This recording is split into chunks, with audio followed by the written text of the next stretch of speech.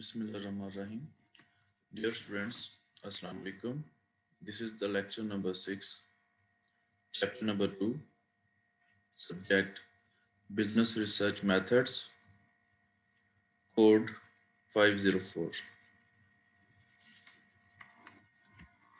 In this lecture, we are going to learn very important concept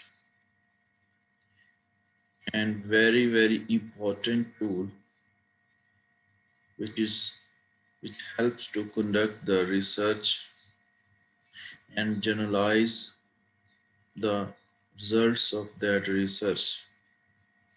Yes, I mean theory. What is theory and how it developed and what things are included and why we need it? All these questions will be discussed in this lecture. First, have a look at the definition of theory. What is the definition of theory? A formulation regarding the cause and effect relationship between two or more variables which may or may not have been tested. Theory क्या है? एक formulation है, एक formula है, किस चीज का या किस चीज के बारे में? एक रिलेशनशिप के बारे में, एक रिलेशनशिप के बारे में जो किस बुनियाद पे बनता है? Cause and effect, cause and effect की बुनियाद के ऊपर जो रिलेशनशिप बनता है उसके बारे में जो फार्मूला तैयार किया जाता है वो थ्योरी कहलाता है. Between two or more variables, a formulation regarding the cause and effect relationship between two or more variables. Variables क्या होते हैं? वो चीज़ें जिनकी वैल्यू जो है वो चेंज होती हैं या हो सकती हैं. All those things are called variables. तो कहता है ये दो या दो से ज़ायद वेरिएबल्स का आपस में रिलेशनशिप कॉज एंड इफेक्ट की बुनियाद पे जो कायम होता है, इस फार्मूले को या इस तरतीब को, इस तरीके को हम थ्योरी बोलते हैं. Which may or may not have been tested. आया कि वो पहले फार्मूला टेस्ट हुआ हो या ना हुआ हो, that is called theory. हम दुनिया में बहुत सारी चीज़ें देखते हैं वो काज एंड इफेक्ट के दिल में की बुनियाद पे ही चलती हैं. जैसे हमें प्यास लगती है तो हम पानी पीते हैं तो हमारी प्यास बुझ जाती है, यानी कि प्यास की शिद्दत एक काज है, उसके ऊपर इफेक्ट पानी जो है इफेक्ट डालता है तो प्यास बुझती है.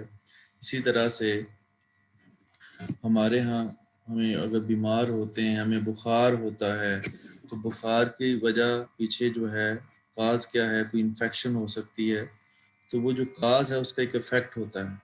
हर काज का एक इफेक्ट होता है और हर इफेक्ट फिर आगे फिर एक काज बनता है. दुनिया जो पूरी की पूरी जो है, पूरा का पूरा निज़ाम जो है वो काज एंड इफेक्ट की बुनियाद के ऊपर ही चलता है. हर चीज़ के होने के पीछे कोई वजह होती है और जो जो कुछ भी दुनिया में हो रहा है उसके पीछे कोई ना कोई काज, कोई इशू का फरमा होता है. यही दुनिया का सिस्टम है. तो सोशल लाइफ के अंदर, सोशल सिस्टम्स के अंदर जो है हम थ्योरी को इसलिए ज़्यादा अहमियत देते हैं क्योंकि ये हमें हेल्प करती है मुख्तलिफ सोशल फिनोमिनाज को समझने के लिए. जो सोशल इशू हैं सोसाइटी के या बिजनेस के, ان کو سمجھنے کے لیے تھیریز جو ہیں وہ ہیلپ آؤٹ کرتی ہیں، اور ہم تھیریز کی بنیاد کے اوپر مختلف چیزوں کا آپس میں تعلق جو ہے وہ قائم کرتے ہیں۔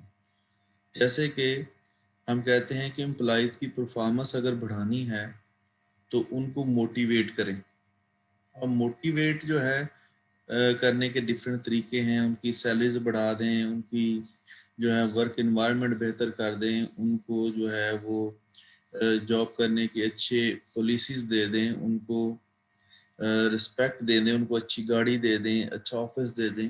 یہ تمام وہ چیزیں جو ان کو موٹیویٹ کرتی ہیں کام کرنے کے لیے۔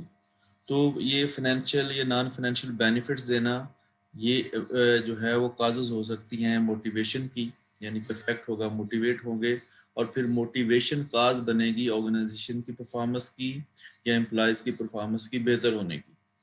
لہٰذا تھیری جو ہے وہ بنیادی طور پہ کیا ہے، دو یا دو سے زائد ویریبلس، جیسے کہ ابھی میں نے کہا کہ موٹیویشن ایک ویریبل ہے، کم یا زیادہ ہوتی رہتی ہے، یہ ایک ویریبل ہے۔ اسی طرح سے امپلائیز کی پرفارمنس جو ہے وہ بھی ویریبل ہے، کیونکہ وہ بھی کم یا زیادہ ہوتی ہے۔ تو ان کا آپس میں ریلیشن شپ جو ہے اگر کاز اینڈ افیکٹ کی بنیاد پہ ہے، جیسے کہ ابھی ہم نے دیکھا کہ موٹیویشن سے امپلائیز کی پرفارمنس بہتر ہوتی ہے اور ڈی موٹیویشن سے امپلائیز کی پرفارمنس گرتی ہے، تو یہ کاز اینڈ افیکٹ کی بنیاد پہ ریلیشن شپ ان کا آپس میں ویریبلس کا، وہ پہلے ٹیسٹڈ ہوا ہو یا نہ ٹیسٹ ہوا ہو، کوئی بھی ایسا ریلیشن شپ جو ہے وہ تھیری کہلاتا ہے۔ اب تھیری جو ہے اس کی آگے ہم دیکھیں گے ڈفرینٹ ٹپولوجیز جو ہیں وہ کس کس طرح کی ہیں، ان کا آپس میں کیا ریلیشن شپ ہے۔ There are the 3 types of theories. First one are the grand theories. Second one are the middle range theories. And third one are the substantive theories. Theories کو ان کے اسکوپ کے لحاظ سے 3 درجوں میں تقسیم کیا گیا ہے۔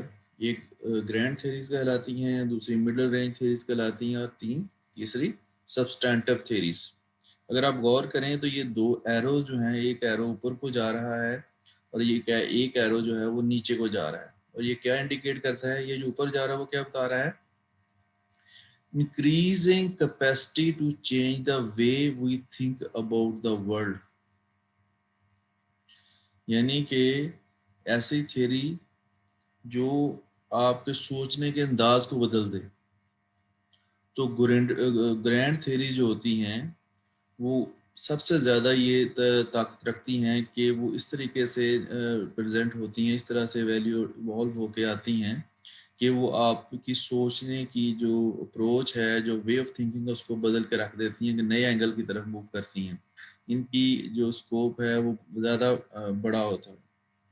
دوسری مڈل رینج تھیریز ہوتی ہیں، ان کے اندر جو سوچنے کی طاقت ہے کمپیریٹیولی کم ہوتی ہے، اور پھر سبسٹانٹیو تھیری سب سے کم لیول پہ۔ دوسری سائڈ پہ ہے یہ ڈاؤن ورڈ جو ایرو آپ کو شو ہو رہا ہے، یہ کیا بتا رہا ہے، increasing restrictions in terms of general ایپلیکیبلٹی۔ اب ایپلیکیشن کے لحاظ سے دیکھیں تو یہ ڈاؤن ورڈ آپ کو دیکھیں گے کہ جو اس اینگل میں چیزیں جا رہی ہیں، جس اینگل کو شو کر رہی ہیں، گرینڈ تھیری کی جو ایپلیکیشن ہے وہ کم ہے، پھر جو مڈل رینج تھیریز ہیں وہ پھر سبسٹانٹیو تھیریز جو ہیں ان کا امپیکٹ آتا ہے۔ اب ان کو ذرا مزید ڈیٹیل میں ہم دیکھتے ہیں کہ 3 فولڈ ٹپولوجیز آف تھیریز ہیں کیا۔ بیسیکلی گرینڈ تھیریز کیا ہوتی ہیں، usually thought to be province of natural scientists that will lead to a whole new way of thinking about management. Grand theories کیا ہوتی ہیں کہ وے آف تھنکنگ آپ کا مکمل طور پہ جو ہے وہ بدل جاتا ہے، ایک نئے اینگل پہ آپ سوچنا شروع کر دیتے ہیں، اور اس طرح کی تھیریز کو ہم کہتے ہیں they are the grand theories. middle range theories which lack the capacity to change the way in which we think about the world. یہ آپ کو سوچنے کے انداز کو تو نہیں بدلتی، but are not less of significance, لیکن ان کی اہمیت جو ہے اس کے انکار نہیں کیا جا سکتا۔ They are very important. Some of the theories of human motivation well known to managers would be in this category. जो ह्यूमन मोटिवेशन के हवाले से थेरीज हैं वो मिडल रेंज थेरीज के अंदर आएंगी और ये सिग्निफिकेंट तौर पे आपकी थिंकिंग अप्रोच को तो डाइवर्ट नहीं करती, अलबत्ता इनका इम्पैक्ट जो है वो ठीक ठाक है। सब्सटेंटिव थेरीज क्या हैं? That are restricted to a particular time, research setting, group or population or problem.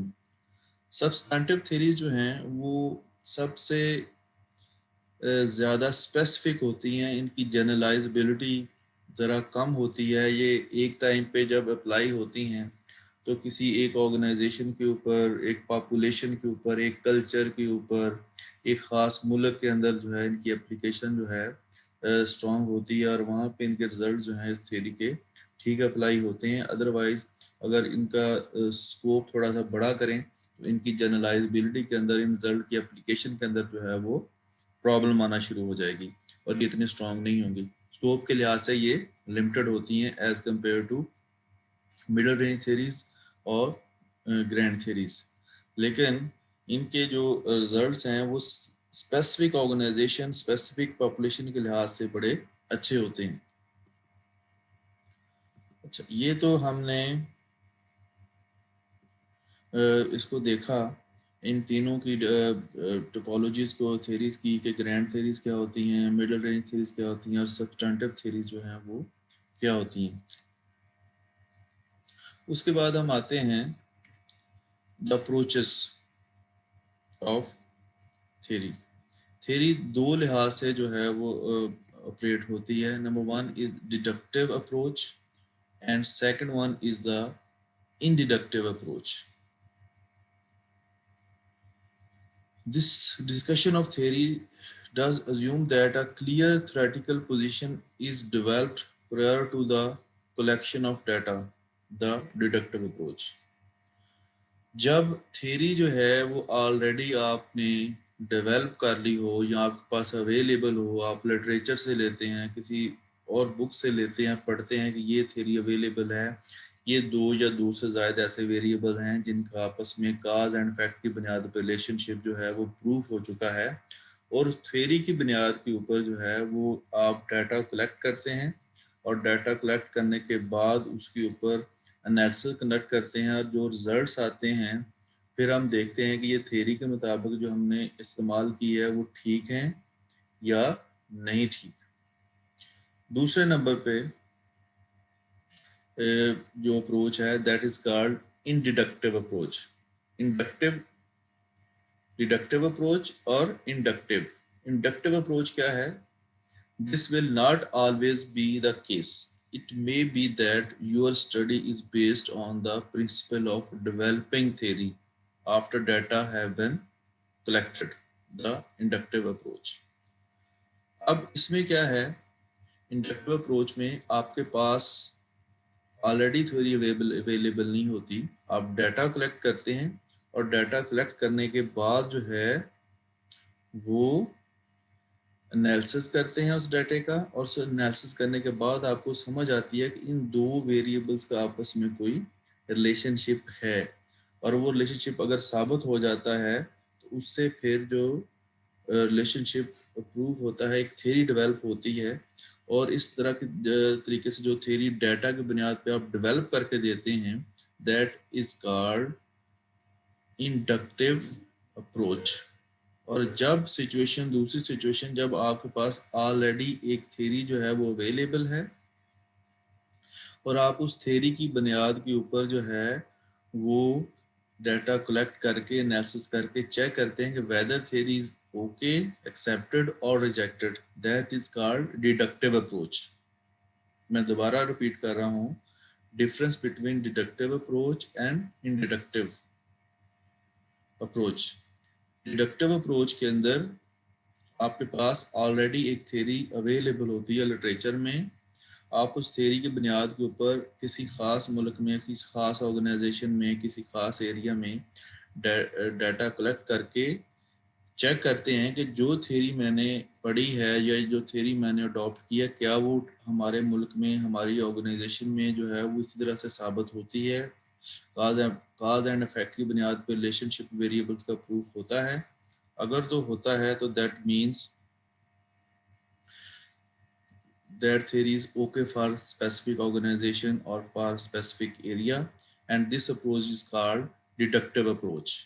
لیکن دوسری سچویشن میں جب آپ کے پاس جو ہے وہ آلریڈی تھیری نہیں ہے بلکہ آپ ڈیٹا کی بنیاد کے اوپر ڈیٹا کلیکٹ کر کے اس کے انالیسس کرتے ہیں اور ایک نیا ریلیشن شپ جو ہے وہ سامنے لے کے آتے ہیں اور نیا ریلیشن شپ جو ہے وہ قائم کرتے ہیں اور اس طریقے سے ایک نیا ریلیشن شپ جو ہے تھیری کا نام لے لیتا ہے اور اس طرح کی تھیری کو ہم کہتے ہیں انڈکٹیو اپروچ کے تھرو جو ہے یہ تھیری ڈیولپ ہوئی ہے اور پھر اس تھیری کو ہم نیکسٹ کیا کرتے ہیں پھر ہم اس کو فردر چیک کرتے ہیں ڈفرینٹ علاقوں میں ایریا میں اور جب ہم فردر اس تھیری کو چیک کر رہے ہوتے ہیں that is called again deductive approach. اگر تھیری ہے آپ کے پاس تو آپ اس کو چیک کرتے ہیں تو دیٹ از ڈیڈکٹیو اپروچ اور اگر آپ کے پاس ڈیٹا اور ڈیٹا کی بنیاد کے اوپر کوئی ریلیشن شپ قائم کر کے کوئی تھیری بناتے ہیں تو that is called inductive approach. I hope you guys clear. اس کے بعد ایک اور بہت امپورٹنٹ ٹاپک بہت ہی اہم ٹاپک جو کہ بچوں کے سمجھنے کے لیے بہت ضروری ہے اور جو کہ ہماری ریسرچ بزنس ریسرچ میتھڈ کے اندر پہلی اسائنمنٹ بھی بنے گی writing your research proposal. Research proposal writing کرنے کے طریقے اور اس کے پرپز جو ہیں وہ ہم اس میں دیکھیں گے اور یہ ٹاپک کیوں امپورٹنٹ ہے یہ 2-3 طرح سے جو ہے اس کی سگنیفیکنس ہے. نمبر 1 کیا ہے کہ ابھی آپ بی بی اے میں ہیں اس کے بعد آگے آپ نے اپلائی کرنا ہے اسکالرشپ کے لیے ملک میں یا ملک سے باہر ماسٹرز میں پی ایچ ڈی میں تو آپ کو سب سے پہلی چیز جو ہے وہ جب آپ اسکالرشپ کے لیے اپلائی کرتے ہیں تو آپ بھیجتے ہیں سپروائزر کو ریسرچ پرپوزل. اگر آپ کا ریسرچ پرپوزل اچھا ہوگا تو آپ کو ایڈمیشن ملنے کے چانسز ہیں آپ کو اسکالرشپ ملنے کے چانسز ہیں. اگر آپ کا ریسرچ پرپوزل اچھا نہیں ہے تو آپ کے چانسز کم سے کم ہوتے جائیں گے. اسی طرح سے اگر آپ نے کسی جگہ سے بزنس لینا ہے آپ چاہتے ہیں کہ مجھے یہ اسائنمنٹ ملے ایز اے کنسلٹنٹ اور ایز اے فری لانسر تو آپ کو ریسرچ پرپوزل جو بنا کے دینی ہے وہ بڑی کمپریہنسو بڑی لاجیکل اٹریکٹیو ہوگی تو آپ کو وہ کام ملے گا ادروائز آپ کو کام نہیں ملے گا. ریسرچ پرپوزل کے بنیادی جو نکات ہیں یا اس کے بنیادی جو مقاصد ہیں وہ کیا ہیں. Number 1 to organise your ideas. Research proposal کے تھرو آپ اپنے آئیڈیاز کو آرگنائز کر کے دیتے ہیں. پھر آپ کنونس یور آڈینس جن کو آپ ٹارگٹ کر رہے ہیں جن لوگوں کو آپ ٹارگٹ کر رہے ہیں ان کو آپ کا آئیڈیا کنونس کرتا ہے کہ یہ جو میں ریسرچ ہے جو میں کام کرنا چاہتا ہوں یہ بڑا اٹریکٹیو ہے بڑا فائدہ مند ہے اور یہ اگر ریسرچ کنڈکٹ کی جائے گی تو اس کا بڑے فائدے ہوں گے. اس کے بعد وہ کانٹیکٹ ود یور کلائنٹ یا ٹیوٹر. اگر آپ بزنس ریسرچ کنڈکٹ کر رہے ہیں اپلائیڈ نیچر کی ریسرچ ہے تو اپنے کلائنٹ سے ملیں گے. اگر بیسک ریسرچ ہے جیسے کلاس میں ہوتی ہے تو آپ اپنے ٹیوٹر کے ساتھ جو ہے اس کو ڈسکس کریں گے اپنے ریسرچ آئیڈیا کو. To meet ethical requirements. اس کے بعد پھر یہ ہے کہ آپ نے ایتھیکل ریکوائرمنٹس جو ہیں وہ بھی پوری کرنی ہے. پلیجرزم نہیں ہونی چاہیے چیٹنگ نہیں ہونی چاہیے کوئی کسی قسم کو کسی بندے کو یا کسی جانور کو یا کسی بھی لیونگ نان لیونگ تھنگ کو آپ کی ریسرچ کی وجہ سے تکلیف نہیں ہونی چاہیے پرابلم نہیں ہونی چاہیے. یہ چیزیں جو ہیں ہمارے مد نظر ہونی چاہیے تب ہماری ریسرچ پرپوزل جو ہے افیکٹولی کنڈکٹ ہوگی. اچھا اب ہم مور اسپیسیفکلی آ رہے ہیں content of your research proposal. ایک ریسرچ پرپوزل کے اندر بنیادی طور پہ جو مین سٹرکچر اس میں کیا کیا چیزیں شامل ہیں. یہ چیزیں ابھی آپ نے ساری جو میں ڈسکس کرنے لگا ہوں پچھلے لیکچرز کے اندر انڈیویجولی طور پہ پڑھی ہیں. Number 1 title. سب سے پہلے جو ہے وہ آپ کی ریسرچ پرپوزل کا ٹائٹل جو آئیڈیا آپ کا ہے اسی کی بنیاد پہ ٹائٹل ڈیولپ ہوتا ہے اور likely to change during the process. جو ٹائٹل آپ انیشلی طور پہ پرپوز کرتے ہیں وہ عین ممکن ہے کہ آپ کو آئیڈیا ڈیولپ کرتے ہوئے پرپوزل فائنل کرتے ہوئے وہ آپ کا ٹائٹل جو ہے وہ چینج ہو جائے یا چینج آپ کر دیں کیونکہ اس میں کوئی نئی چیزیں ایڈ ہو سکتی ہیں. ایون کہ پرپوزل فائنل ہونے کے بعد بھی ٹائٹل جو ہیں کئی دفعہ چینج ہو جاتے ہیں. ایک اچھا ٹائٹل جو ہے نارملی 10 سے 15 ورڈز کے درمیان میں آپ اس کو ڈیزائن کرتے ہیں، اور سمپل ٹائٹل ہو، ایزی ٹو انڈرسٹینڈ ہو، اٹریکٹیو ہو، کیونکہ ٹائٹل وہ بنیادی چیز ہے جس کی وجہ سے آپ کی سرچ پرپوزل اٹریکٹ ہوتی ہے ٹو ورڈز اینی ایگزامینر اور دا کلائنٹ اور دا ٹیوٹر. تو جتنا ٹائٹل اچھا اور سمپل رکھیں گے اتنی اٹریکشن اس کی بہتر ہوگی. اس کے بعد back ground context with in the literature. پھر آپ اس ریسرچ پرابلم یا ریسرچ پرپوزل جو آپ آئیڈیا لے کے چل رہے ہیں اس کا بیک گراؤنڈ ایکسپلین کرتے ہیں، لٹریچر میں سے ریفرنس لے کے آتے ہیں کہ ماضی میں یہ چیزیں اس ایریا کے اندر جو ہے وہ ہو چکی ہیں اور یہ پرابلم جو ہے اسٹل ایگزسٹ کرتی ہے. جو چیزیں ہو چکی ہیں وہ بھی آپ بریفلی ایکسپلین کرتے ہیں، اور جو چیز آپ کو نظر آتی ہے کہ اس کے اندر کام ہو سکتا ہے مزید، وہ بھی آپ ایکسپلین کرتے ہیں. Number 3 research questions and objectives. what you seek to achieve.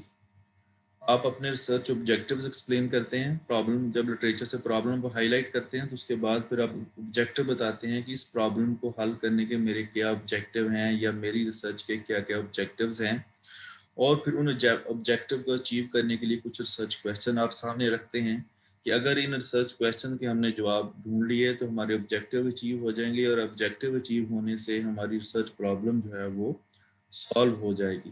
لہٰذا تینوں چیزیں جو ہیں یہاں پہ آپ کی research problem, research question and objectives تینوں ان لائن ہونی چاہیے، ایک دوسرے کو سپورٹیو ہونی چاہیے، تاکہ ایک جو ہے اگر اس کا آنسر ملے تو دوسری چیز آٹومیٹیکلی سپورٹیو ہو اس کا آنسر آئے.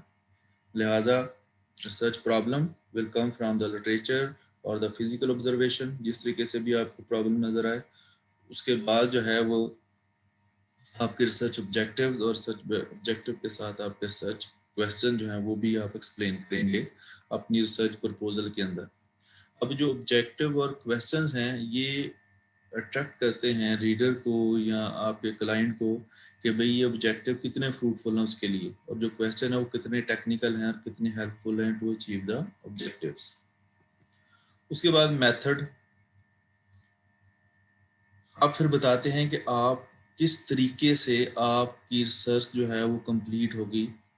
آپ کی ریسرچ پرپوزل جو ہے اس میں آپ یہ ڈسکس کریں گے کہ میری ریسرچ ڈیزائن جو ہے کوالٹیٹیو ہے، کوانٹیٹیو ہے، مکس میتھڈ ہے، کیا ہوگا. جو بھی ڈیزائن ہوگا یہ چیزیں ہم آگے نیکسٹ لیکچرز میں پڑھیں گے، ڈفرینٹ ریسرچ ڈیزائن جو ہیں وہ کیا ہیں اور کیا اپروچز ہیں. تو آپ میتھڈ کے اندر جو ہے ایک تو ریسرچ ڈیزائن بتائیں گے کہ ہم کوالٹیٹیو ریسرچ کریں گے، کوانٹیٹیو ریسرچ کریں گے، مکس میتھڈ ہوگا، کس طریقے کی اپروچ اڈاپٹ کی جائے گی، اور پھر ڈیٹا کلیکشن جو ہے وہ کس طریقے سے کیا جائے گا، کس آرگنائزیشن سے کیا جائے گا، کتنا ڈیٹا کلیکٹ ہوگا، سیمپل اسٹریٹجی کیا ہوگی، سمپل رینڈم ہوگا یا کوئی پرپسو سیمپلنگ اپروچ جو ہے وہ اپنائی جائے گی. کوئی بھی جو سیمپل اپروچ ہے وہ ڈسکس اس میں ہم کریں گے، اور یہ چیزیں جو ہیں میتھڈولوجی کے اندر یا میتھڈس کے اندر ایڈ ہوں گی. یہ بہت ٹرکی پوائنٹ ہے، بہت امپورٹنٹ ہے. اس کے اندر آپ نے بڑے احتیاط کے ساتھ چیزیں جو ہیں وہ بتانی ہوتی ہیں، کیونکہ اس کے اوپر جو ہے آپ کے ریسرچ آبجیکٹیوز اور ریسرچ کویسچن کے اچیو ہونے کا دار و مدار ہوتا ہے. تو جتنی اچھی ریسرچ ڈیزائن ہوگا آپ کا، اور جتنا اچھا آپ کا ڈیٹا کلیکشن پروسیجر ہوگا اتنا ہی کمپریہنسو آپ ڈیٹا انالیسس کر سکیں گے اور رزلٹس جو ہیں وہ نکال سکیں گے. اس میں آپ یہ بھی بتائیں گے کہ ہم کون سے سافٹ ویئر استعمال کر رہے ہیں اور کس طریقے سے ہم ڈیٹا کلیکٹ کریں گے. اس کے بعد جو ہے وہ ہے ٹائم اسکیل اینڈ ریسورسز. جیسے کہ ہم نے پچھلے لیکچر میں پڑھا تھا کہ کسی بھی ریسرچ کو ٹائملی اچیو کرنے کے لیے آپ کو ایک جو ٹائم فریم بڑا اسپیسیفک ہونا چاہیے. اس کے بعد آپ کے ریسورسز، فائنینس، ڈیٹا ایکسیس اور اکوپمنٹ وغیرہ. تو یہ بھی ہم بتاتے ہیں کہ ہم یہ ریسرچ پرپوزل جو ہے اس کو اگر ہم لے کے چلیں گے تو یہ ریسرچ جو ہے وہ تقریباً 2 ماہ میں، 4 ماہ میں، 1 سال میں یا 1.5 سال میں مکمل ہوگی. اس کے لیے ہمیں اتنے پیسے ریکوائرڈ ہیں، فلاں ڈیٹا ریکوائرڈ ہے، فلاں جگہ سے ڈیٹا ریکوائرڈ ہے، اور ہمیں کمپیوٹر چاہیے، لیپ ٹاپ چاہیے، ڈفرینٹ ڈیوائسز چاہیے، واٹ ایور جو بھی چیزیں آپ کو ریکوائرڈ ہیں، کوئی کیمیکلز چاہیے یا کوئی لیب ریکوائرڈ ہے، وہ بھی چیزیں ساری کی ساری جو ہے ہم ریسرچ پرپوزل میں ڈسکس کرتے ہیں. کیوں ڈسکس کرتے ہیں؟ وہ اس لیے کہ جو کلائنٹ ہے یا ٹیوٹر ہے وہ ان چیزوں سے آئیڈیا لیتا ہے کہ جو ریسرچ آبجیکٹیو ہیں یا ریسرچ کویسچن جو ہیں جو کہ اس ریسرچ کے تھرو اچیو ہوں گے، اور اس کے لیے اتنا پیسہ جو ہے اور اتنا ٹائم ریکوائرڈ ہے، کیا اتنا پیسہ جسٹیفائڈ ہے. ان ریسرچ آبجیکٹیو کے لیے اور ان ریسرچ کویسچنس کے لیے اگر جسٹیفائڈ نہیں ہے تو پھر ہمیں یہ دیکھنا پڑے گا کہ یہ ریسرچ جو ہے وہ کتنی جو ہے افیکٹو ہے، کیونکہ اگر سورسز زیادہ ڈیمانڈ کر لی گئی ہیں، آبجیکٹیو جو ہیں وہ اسمال ہیں، اتنے اچھے نہیں ہیں، اسمال رینج آبجیکٹیو ہیں، سچ کویسچن جو ہیں وہ ٹو اسمال ہیں، اسٹینڈرڈ نہیں ہیں، تو پھر ریسرچ پرپوزل کی ایکسیپٹنس میں پرابلم آتی۔ اس کے بعد ریفرنسز ہیں، جو آپ لٹریچر سے چیزیں لیں گے بیک گراؤنڈ کے طور پہ، جو اپنی ریسرچ پرابلم ایکسپلین کریں گے کہ ماضی میں یہ چیزیں ہو چکی ہیں، وہ کسی بک کا ریفرنس ہوگا، کسی ریسرچ پیپر کا ریفرنس ہوگا، جرنل کا ریفرنس ہوگا، کسی رپورٹ کا ریفرنس ہوگا، کسی انٹرویو کا ریفرنس ہوگا۔ تو جہاں سے جو آپ ریسورس یوز کریں گے، جہاں سے آپ ڈیٹا لیں گے پرابلم کو ایکسپلین کرنے کے لیے، اس کے آپ نے پراپر ریفرنس دینے ہیں، and this is called the references list. ٹھیک ہے، اس کو بھی ہم ڈیٹیل میں پڑھیں گے کہ ریفرنس کیسے ڈالا جاتا ہے، اس کے پیچھے کیا ٹیکنیکس ہوتی ہیں، کیا پروسیجرز ہوتے ہیں۔ بہرحال ابھی جو میں نے چیزیں آپ کو ایکسپلین کی ہیں، یہ 6 چیزیں: title, back ground, research question and objectives, methods, time scale and resources and reference, یہ جنرل چیزیں ہیں 6۔ ان کے اندر چھوٹی موٹی اور چیزیں جو ہیں وہ بھی شامل ہیں، لیکن یہ 6 مین چیزیں ہیں جو آپ کی ریسرچ پرپوزل کو کمپلیٹ کرتی ہیں۔ لہٰذا ان کو اچھے طریقے سے سمجھیں، بک میں سے اس کو ریسرچ پرپوزل کو ریڈ کریں، کیونکہ نیکسٹ ویک میں آپ کی یہ پہلی اسائنمنٹ جو ہے وہ آپ کو آئے گی ریسرچ پرپوزل کے حوالے سے۔ اب ریسرچ پرپوزل کی ایویلویشن جب کی جاتی ہے کتنی اچھی ہے، تو اس میں کیا کیا چیزیں دیکھی جاتی ہیں؟ How the components of the proposal fit together, جتنے بھی کمپوننٹ ہیں ریسرچ پرپوزل میں، جیسے کہ میں نے کہا کہ آپ کے سارے ریسورسز ہیں، ریسرچ کویسچن ہیں، آبجیکٹیوز ہیں، جو پرابلم ہے وہ آپس میں کتنے فٹ ہیں، اس کو سپورٹیو ہیں اور جسٹیفائڈ ہیں۔ اس کے بعد وائبلٹی آف دا پرپوزل، کیا یہ ریسرچ پرپوزل جو ہے وہ کمپلیٹ ہو بھی سکتی ہے کہ نہیں، اس کی اپلیکیشن بھی ہے کہ نہیں ہے، اس کو پرفارم کیا جا سکتا ہے کہ نہیں کیا جا سکتا۔ اس کے بعد absence of preconceived ideas, جو پری کنسیوڈ آئیڈیاز ہیں ان کی افیکٹونیس جو ہے وہ کیا ہے۔ یہ آگے پھر جو ہے وہ سمری جو ہے وہ آگے آپ کے چیپٹر کی، formulating, clarifying the topic, meeting the requirement of the examining body, use a variety of techniques when gathering research ideas, focused on clear questions based on relevant literature. like that کہ ابھی وہی چیزیں ساری جو ہم نے پیچھے جو ہے وہ ریپیٹ کی ہیں۔ اس چیپٹر میں کلیکٹیولی ہم نے جو چیزیں دیکھی ہیں وہ کیا دیکھا ہے کہ ہم نے آئیڈیا کو سوچنے کا طریقہ، ڈفرینٹ اسٹریٹجیز، ٹھیک ہے، جیسے لٹریچر ریویو کرنا، کریٹیکل تھنکنگ کرنا، برین اسٹارمنگ کرنا، جو ہم نے پیچھے ڈسکس کی ہیں وہ ہیں۔ اس کے بعد پھر تھیریز ہم نے دیکھی ہیں، ٹائپس آف تھیری ہیں، ٹپولوجی جو ہے جیسے گرینڈ تھیری ہیں، مڈل رینج تھیری ہیں، سبسٹانٹیو تھیریز ہیں، وہ ہم نے دیکھی ہیں۔ اس کے بعد ہم نے ریسرچ پرپوزل کا ٹاپک بڑی ڈیٹیل میں دیکھا ہے کہ ریسرچ پرپوزل میں ٹائٹل ہوتا ہے، ٹائٹل کے بعد بیک گراؤنڈ یعنی کہ ریسرچ پرابلم کی ڈیولپمنٹ فرام دا لٹریچر اور فرام دا فزیکل آبزرویشن آتی ہے۔ اس کے بعد پھر ریسرچ کویسچنز ہیں، آبجیکٹیوز ہیں، پھر میتھڈولوجی ہے، پھر آپ کے ریسورسز ہیں اور ٹائم اسکیل ہے، اور پھر ریفرنسز ہیں۔ یہ وہ چیزیں ہیں جو کہ آپ کی ریسرچ پرپوزل کمپلیٹ کرنے کے لیے استعمال ہوں گی۔ اس لیکچر کو غور سے سنیے اور دوستوں کے ساتھ ڈسکس کریں، بک میں سے پڑھیں، اور اگر کوئی کویسچن ہے تو مجھ سے پوچھیں، سمجھ لیں، تاکہ جب نیکسٹ آپ کی اسائنمنٹ شروع ہوگی نیکسٹ ویک میں تو آپ کو یہ چیز سمجھنے میں آسانی ہو اور آپ کو اپنی اسائنمنٹ کمپلیٹ کرنے میں فائدہ ہو۔ Thank you for the next lecture, see you soon, اللہ حافظ۔ اور اگر آپ کے کوئی ریسرچ کویسچنز ہیں وہ آپ اپنے یوٹیوب چینل پہ وہاں پہ نیچے لکھیں، یا آپ جو ہے وہ جو ہے واٹس ایپ کا گروپ اس میں پوچھ سکتے ہیں۔ لیکن وہاں پہ میں نے دیکھا ہے کچھ بچے جو ہیں اپنے صرف نام اور رول نمبر وہاں پہ لکھ دیتے ہیں تو کہ ہم نے یہ لیکچر سنا ہے۔ تو لیکچر سننے کا مقصد ہے ٹو ریز یور کویسچنس۔ تو جو بچے وہاں پہ نام اور رول نمبر تو لازمی لکھیں، اپنا سیکشن بھی لکھیں، اگر کوئی کویسچن ہی لکھ رہے تو وہ تو خانہ پوری ہے، اس کا کوئی مقصد نہیں ہے۔ اور جو لوگ وہاں پہ کمنٹ کرتے ہیں، کویسچن ریز کرتے ہیں، کچھ ڈسکس کرتے ہیں، کوئی اپنی پازیٹیو یا نیگیٹیو ویوز دیتے ہیں، جو بھی آپ وہاں پہ چیزیں لکھتے ہیں وہیں سے آپ کی کلاس پارٹیسپیشن جو ہے وہ نظر آتی ہے اور وہی آپ کے سیشن مارکس کا ایک سورس بنتے ہیں. لہٰذا آپ ویڈیوز کے نیچے جو ہے یوٹیوب کے اندر جتنے بھی آپ کمنٹس کریں گے آئیڈیاز دیں گے تو وہ کوئی لاجیکل ہونے چاہیے. یہ نام رول نمبر لکھنے کا کوئی فائدہ نہیں ہے، اس سے آپ ایک نیگیٹو امپریشن ہی جاتا ہے. تو لائیو لیکچر دیکھیں، ان کو ڈاؤن لوڈ کر کے نہ رکھا کریں، ان کو لائیو دیکھا کریں تاکہ چینل ہمارا پروموٹ ہو. اور وہیں پہ اپنے کمنٹس لکھیں، آپ کی جو پازیٹیو نیگیٹو ویوز ہیں اباؤٹ دا کویسچن، کو چیز سمجھ نہیں آئی وہ وہاں پہ پوسٹ کریں تاکہ میں اس کے آنسر جو نیکسٹ لیکچر میں آپ کو دے سکوں. Thank you.